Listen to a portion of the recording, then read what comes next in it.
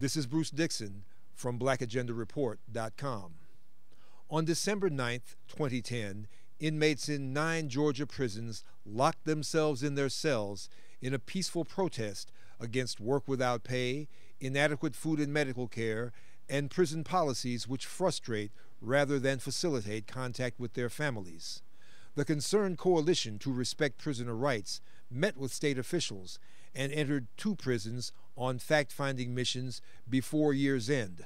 On January 6, 2010, they briefed the press on their preliminary findings outside Georgia's state capitol.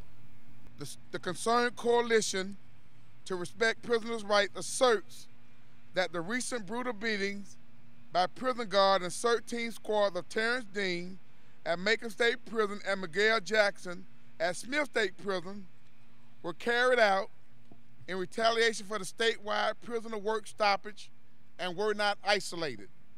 The reality is these men have been harmed and injured while they were in the custody of the Department of Corrections. And in this case, and in every case that happens, there's reason for concern and investigation and follow-up on our part as well as the Department of Corrections.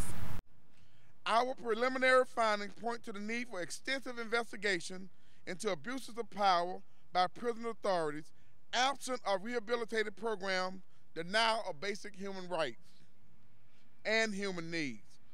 We found that prisoners are commonly punished by transfer to extreme isolation cells, where they might remain for months on unfounded charges or pending investigation, and that numerous prisoners are still being held in the hold for participation in the strike.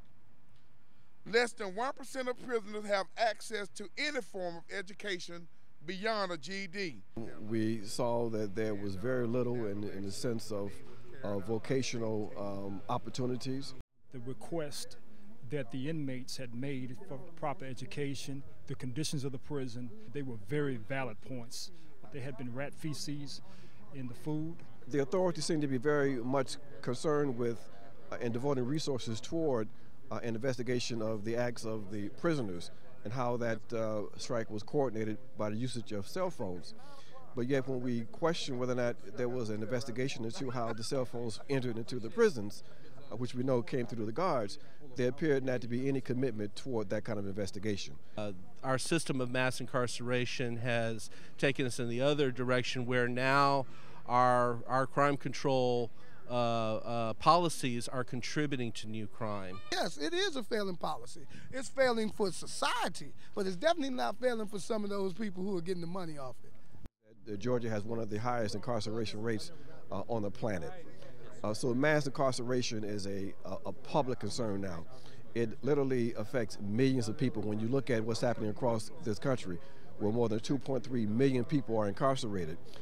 So beyond those 2.3 million people, you have millions of family members. They went beyond racial lines, they went beyond religious lines, they went beyond gang affiliation, they went beyond everything that separates us in society and came together as one. I think that we, and I know that we on the outside in society should use that and do likewise and become unified as they did to stand up for their human rights.